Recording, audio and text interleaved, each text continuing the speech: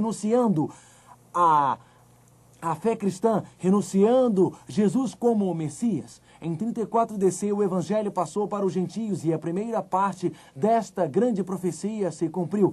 Vejamos as previsões sobre o Messias. O decreto foi feito em 457 AC.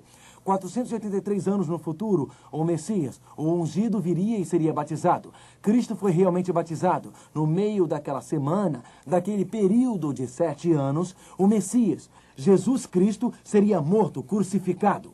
Ele foi crucificado na primavera de 31, 3 anos e meio após este acontecimento. Chegamos ao outono de 34 DC. No outono de 34 DC, o Evangelho passaria para os gentios, e assim aconteceu exatamente como a profecia bíblica havia previsto. O decreto foi sancionado no tempo profetizado, Cristo foi batizado no tempo previsto, Cristo foi crucificado no tempo previsto, o Evangelho passou para os gentios no tempo previsto. Mas lembrem-se, esta é a primeira parte da profecia. Estes 490 anos referem-se aos judeus. O que foi que o anjo Gabriel explicou para Daniel sobre a profecia? Que os 2.300 anos e os primeiros 490 anos dos 2.300 anos acabariam em 34 DC.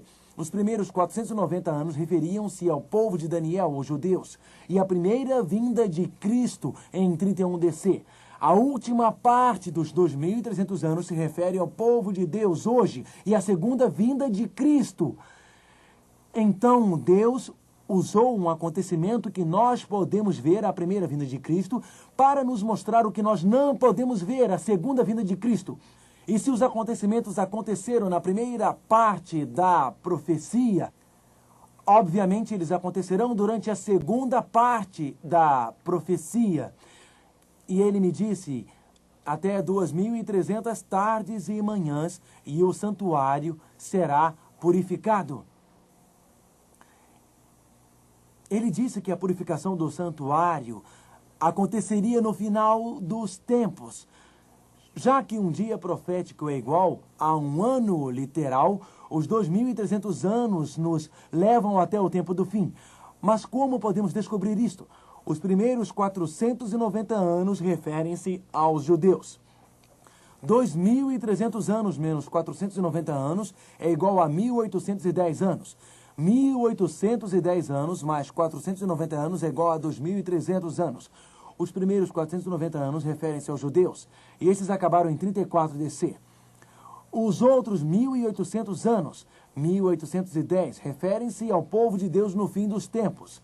Se aos 34 DC dos primeiros 490 adicionarmos 1.810, teremos 1.844. Em outras palavras, se iniciarmos em 457 AC e continuarmos por 2.300 anos, chegamos em 1844. Os primeiros 490 anos referem-se ao período em que os judeus rejeitaram o Messias, em 34 DC. Os próximos 1810 referem-se ao período chamado na Bíblia como final dos tempos, o juízo final antes da vinda de Cristo.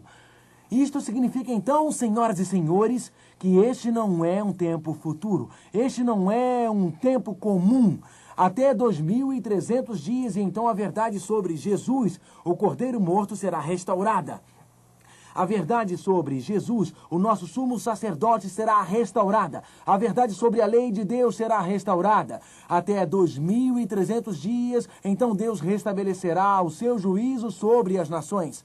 Fracos e fortes serão julgados e serão achados culpados, e então o povo de Deus será exonerado. O povo de Deus será exaltado diante de toda a justiça do universo no fim dos 2.300 dias ou anos. E então, começando em 1844, como no antigo santuário, o povo de Deus se reuniu e orou durante aquele último ano judeu, o dia do julgamento, e abriram seus corações para serem purificados pelo sangue do Cordeiro e para serem perdoados e receber misericórdia de Deus. Eles examinaram os seus corações para ver se não havia nenhuma rebeldia não confessada, e eles diziam: Deus, perdoa-nos. Então, na última hora da terra, Deus convida homens e mulheres para virem a Ele.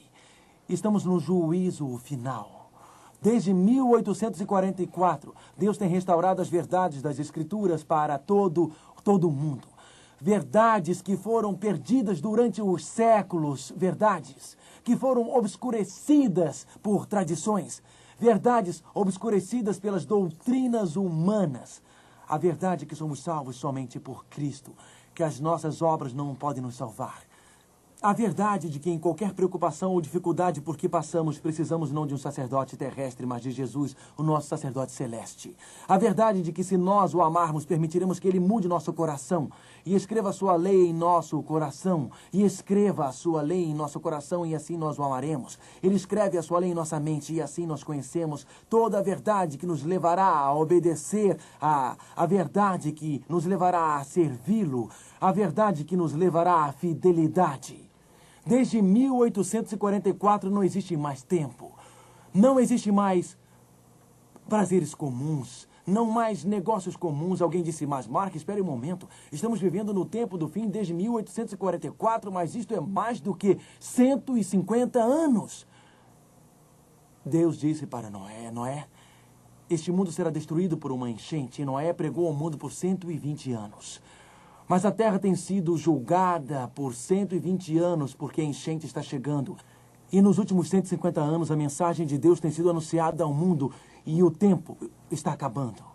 Nós estamos nos aproximando da grande crise. Estamos nos aproximando do fim do mundo. Estamos nos aproximando da volta de Cristo. Nos aproximando agora dos últimos momentos do tempo, da eternidade. E Jesus, nosso Salvador, está apelando para você e também para mim. Estamos vivendo no fim do tempo. Estamos vivendo nos últimos momentos do tempo. Jesus veio como era previsto na primeira vez. Ele foi batizado em 27 DC. Ele foi crucificado em 31 DC. O evangelho passou para os gentios em 34 DC. Não aconteceu um só erro nas profecias. E desde 1844, o tempo está acabando. Não é um acidente que nos últimos anos a Rússia se abriu para o evangelho. A cortina de ferro se abriu tão rapidamente como um jogo de dominó. A Polônia, Hungria, Iugoslávia, abertas para o evangelho como um milagre divino. Deus agora está começando a abrir a China. Existe uma rachadura no muro da China. Há pouco tempo eu estive com o grande privilégio de visitar a grande China. E quando eu estava visitando a China, eu visitei Robert Wong. Robert Wong estava na prisão por atividades contra-revolucionárias por 15 anos. Enquanto eu sentei e conversei com ele, eu conversei com este homem que possuía tão grande fé, uma fé tão radiante. Robert Wong me contou que nos primeiros 5 anos ele ficou preso na solitária. Ele não pôde conversar com ninguém por 5 anos. Antes de Robert Wong ser preso, ele estava noivo para se casar. E sua noiva disse para ele, não se preocupe, eu vou esperar por você. Não interessa quanto tempo ficará preso. Após 5 anos, foi permitido a Robert Wong receber uma visita por 5 minutos, uma vez ao mês. Ele podia escrever uma carta por mês com 100 caracteres chineses e isso era tudo. Naqueles tempos, na China, existia uma tentativa de se fazer lavagem cerebral. Significa acabar com toda a sua herança cristã e a sua identidade cristã. E então, Robert Wong recebeu um número. Todos recebiam um número. E um dia, Robert Wong estava no jardim da prisão. E ele ouvia alguém chamar, prisioneiro número 115. Aquele não era o seu número. Mas, de repente, ele se lembrou 115. Este era o número do hino no meu velho inário chinês que dizia, dá-me a Bíblia. Na próxima vez que ele pôde escrever os 100 caracteres, no fim ele assinou prisioneiro 115. Aquela carta foi enviada para sua mãe. E ao lê-la, ela disse, prisioneiro 115, este não é o seu número. Ele deve estar querendo nos mandar uma mensagem.